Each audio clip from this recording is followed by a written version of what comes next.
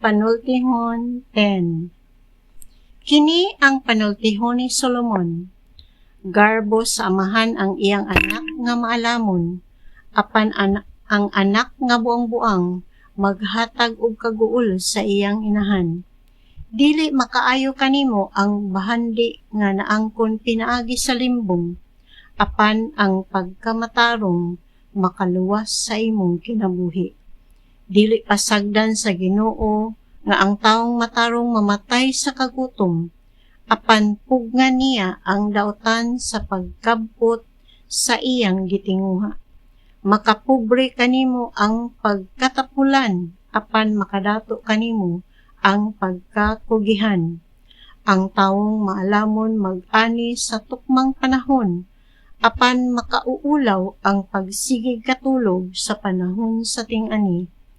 Ang maayong tao makadawat og panalangin, apan nagtagog kabangis ang mga pulong sa taong dautan.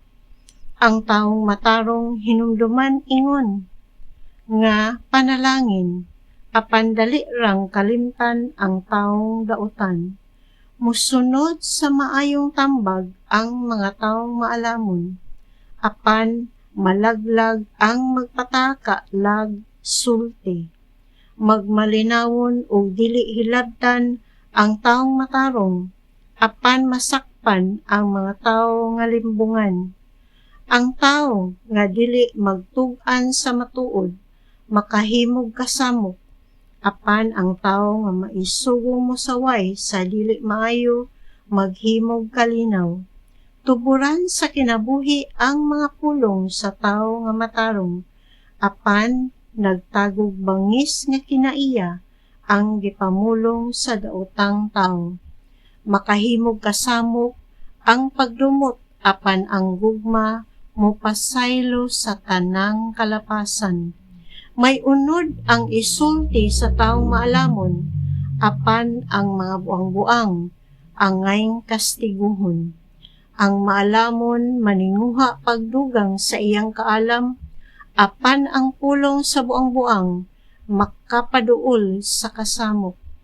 Panalipdan sa iyang salapi ang dato, apan ang kakabus makaalaot sa tawo. Ang kinabuhi mo'y ganti sa maayong tawo, apan ang sala modaldal ngadto sa labi pang daghang sala.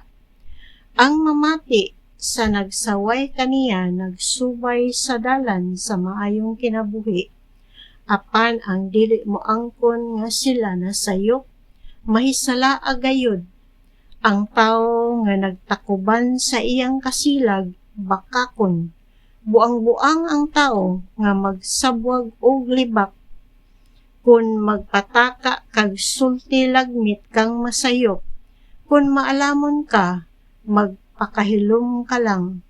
Sama sa lunsayng plata ang mga pulong sa maayong tawo, apan walay kapuslanan ang mga huna-huna sa taong dautan. Magpulos sa daghang tawo ang mga pulong sa maayong tawo, apan ang taong buang-buang mamatay tungod sa iyang kahungog. Makadato ang mga panalangin sa Ginoo, dili makalabaw niini ang bunga sa kakugi. Buang ang tawo nga malipay sa pagbuhat og dautan, ikalipay sa taong maalamon ang maayong panabot. Ang gikahadlukan sa taong dautan mahitabo kaniya, apan makakabot ang taong matarong sa iyang gitinguha. Inig-abot sa unos ipadpad ang mga dautan, apan dili gayud maunsa ang taong matarong. Ang tapulan sama sa suka nga makapangilo sa ngipon o sa aso nga mopaluha sa mata sa nagsugo kaniya. Tahura ang og kahadluki ang Ginoo ug motaas ang imong kinabuhi, apan mamatay sa dili pa panahon ang mga taong dautan. Ang paglaom sa matarong mosangkot sa kaayuhan, apan ang pangandoy sa dautan walay kapuslanan. Panalipdan sa Ginoo ang mga walay sala, apan laglago niya ang nagbuhat og dautan. Kanunay may kalinaw ang mga tawo nga matarong, apan ang dautan dili molungtad sa yuta. Kaalam ang isulti sa matarong, apan dili pasultihon ang tawo nga dautan.